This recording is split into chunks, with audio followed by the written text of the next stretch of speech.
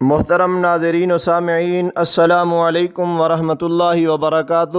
آپ اس وقت دیکھ رہے ہیں اسلامک وظائف و عملیات چینل۔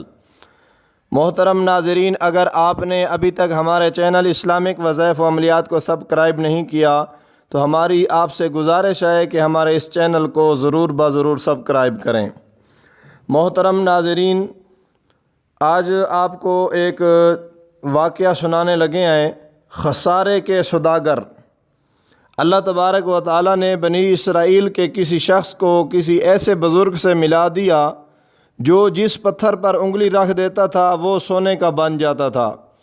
وہ شخص اس بزرگ کے پیچھے پیچھے چل پڑا۔ بزرگ نے اس کی طرف دیکھ کر پوچھا، ہاں بتاؤ تمہیں کیا چاہیے؟ وہ شخص بولا، غریب آدمی ہوں، اللہ تعالیٰ نے آپ کے پاس بھجوا دیا، آپ ذرا مہربانی فرما دیں۔ بزرگ نے سامنے موجود چٹان پر انگلی رکھی، بسم اللہ پڑھی اور وہ چٹان چند لمحوں میں سونے کی ہو گئی۔ بزرگ نے چٹان کی طرف اشارہ کیا اور فرمایا، یہ لے جاؤ اور مزے کرو۔ بزرگ اس کے بعد آگے چل پڑے۔ تھوڑی دیر بعد انہیں محسوس ہوا وہ حاجت مند دوبارہ ان کے پیچھے چل رہا ہے۔ بزرگ مڑے، حیرت سے اس کی طرف دیکھا اور پھر پوچھا، تمہیں اب کیا چاہیے؟ حاجت مند آہستہ آواز میں بولا، اگر تھوڑی سی مزید مہربانی ہو جاتی تو۔ اللہ کے اس برگزیدہ شخص نے 3-4 چٹانوں کو انگلی سے چھو دیا اور وہ ساری سونے کی بن گئیں۔ بزرگ نے وہ چٹانیں بھی اس کے حوالے کر دیں اور آگے چل پڑے۔ وہ ابھی زیادہ دور نہیں گئے تھے کہ انہیں وہ محسوس ہوا کہ رک کر پیچھے دیکھا، حیرت سے اس کی طرف دیکھا اور پوچھا، تمہیں اب کیا چاہیے؟ وہ شخص تھوڑا سا جھجکا اور بولا، حضور کیا مجھے آپ کی یہ انگلی مل سکتی ہے؟ یہ چھوٹا سا واقعہ ہم انسانوں کی لامتناہی خواہشوں اور تا حد نظر پھیلے لالچ کے ناتمام سلسلے کو ظاہر کرتا ہے۔ ہم انسان جب لالچ کے شکار ہوتے ہیں تو ہم سونے چاندی کی چٹانیں پا کر بھی انگلی کی طرف حسرت سے دیکھتے رہتے ہیں۔ ہم مطمئن نہیں ہوتے۔ آپ اپنے دائیں بائیں دیکھیں، آپ کسی روز آئینے میں خود کو بھی دیکھ لیں، آپ کو اپنے اندر بھی ایک ایسا ہی شخص چھپا ہوا ملے گا اور آپ کو دائیں بائیں بھی یہی لوگ دکھائی دیں گے۔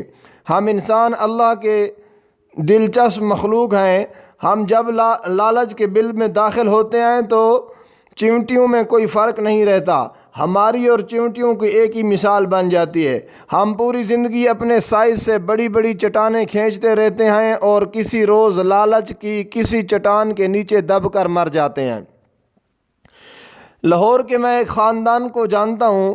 والد نے بے انتہا محنت کی، کروڑوں روپے کمائے، انتقال ہو گیا، لواحقین میں ورثہ تقسیم ہو گیا۔ ایک بیٹے نے پہلے بہنوں اور والدہ کے حصے پر قبضہ کیا، وہ پھر بھائیوں کے مال پر ہاتھ مارنے لگا تو ان کے درمیان لڑائی ہو گئی۔ لڑائی میں بھائی قتل ہو گیا، پولیس کیس بنا، قتل ثابت ہو گیا اور وہ پھانسی لگ گیا۔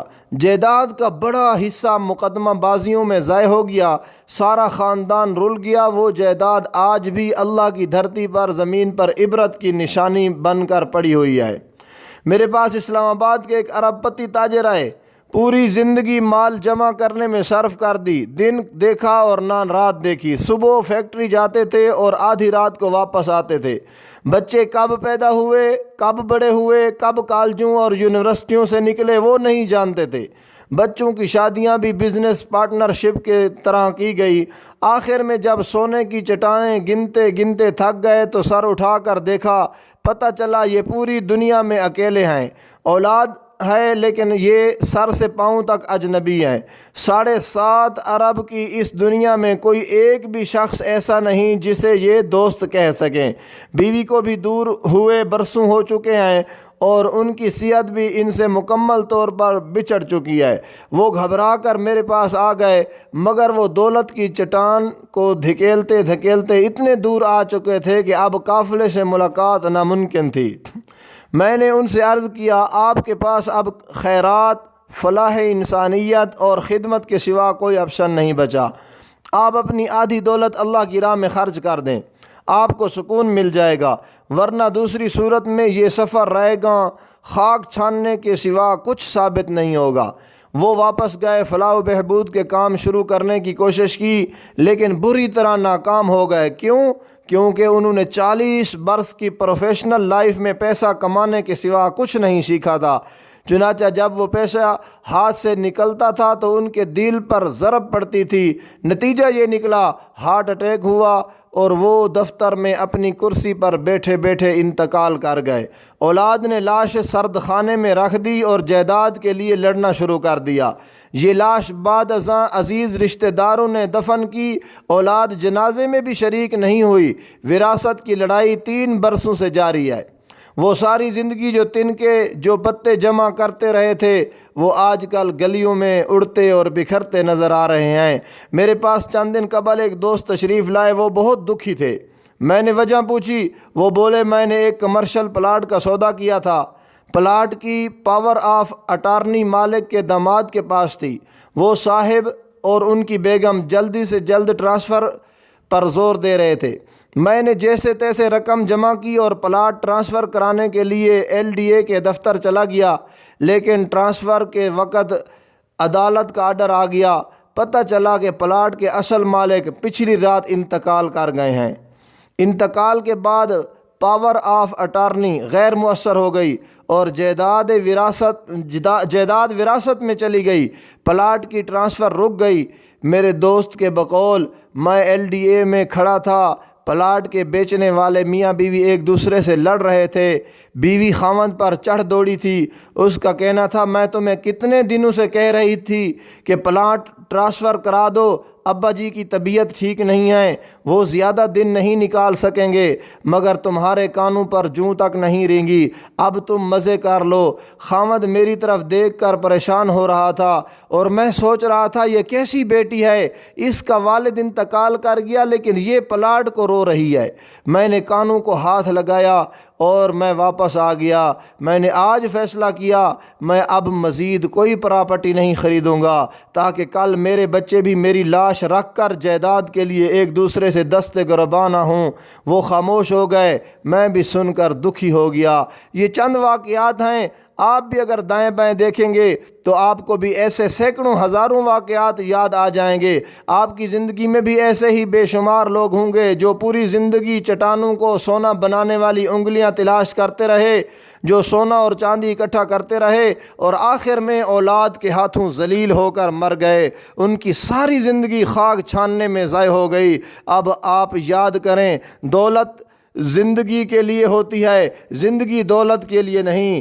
ہم اگر اپنی کمائی کو انجوائے نہیں کر سکتے، ہم اگر دولت جمع کرتے کرتے شام کے وقت بھی گھر نہیں آ پاتے، اپنے بچوں کے ساتھ دوڑ بھاگ نہیں سکتے، کہہ کے نہیں لگا پاتے، ہمارے پاس اگر کتابیں پڑھنے، فلمیں دیکھنے، میوزک سننے، بچوں کو شاپنگ کرانے، بیوی کے ساتھ کھانا کھانے، دوستوں کے دکھ درد سننے، واک کرنے، پہاڑوں پر گھنے جنگلوں میں کوئل کی کوک سننے، اجنبی سرزمینوں پر اللہ کے معجزے دیکھنے، اپنے بچوں اور اپنے بچوں کے بچوں کو اپنی کمر پر سوار کر کے گھوڑا کھیلنے، باربی کیو بنانے اور سردیوں کے دوپہر میں دھوپ میں بیٹھنے اور گرمیوں کی راتوں میں کھلے آسمان تلے لیٹ کر تارے گننے کا وقت نہیں ہوتا، تو پھر یہ زندگی ہمارے لیے نعمت، ہمارے لیے انعام نہیں ہے۔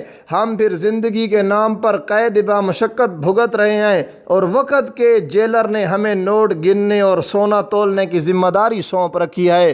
ہم پھر مشین کے حوالے کے علاوہ کچھ نہیں، ہم پھر کیڑے ہیں، وہ کیڑے جو آٹا دانے جمع کرتے رہتے ہیں اور پرندے کے لیے چھوڑ کر واپس چلے جاتے ہیں۔ آپ یہ بھی یاد رکھیں، دولت وہ ہوتی ہے جو آپ کو خوشی دے، جو آپ کے دکھ اور آپ کی تکلیف کم کرے۔ وہ دولت نہیں ہوتی جو آپ کے لیے تکلیف بن جائے، جو آپ کے دکھ بڑھا دے، اور پھر آپ میں اور اس فاختہ میں کوئی فرق نہیں ہوتا جو کووں کے انڈوں پر بیٹھ کر ان سے فاختائیں نکالنے کا انتظار کرتی رہتی ہے۔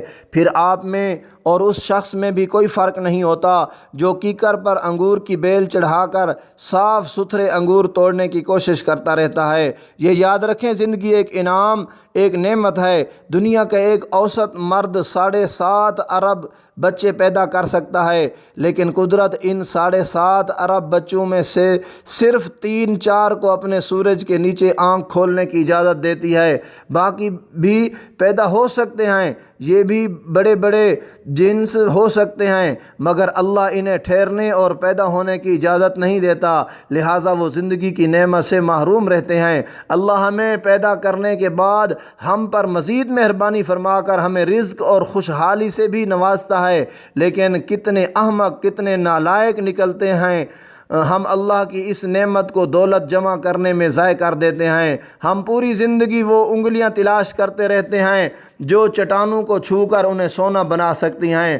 ہم سے بڑا بیوقوف، ہم سے بڑا نالائق کون ہے؟ ہم سے بڑا خسارے کا سوداگر کون ہے؟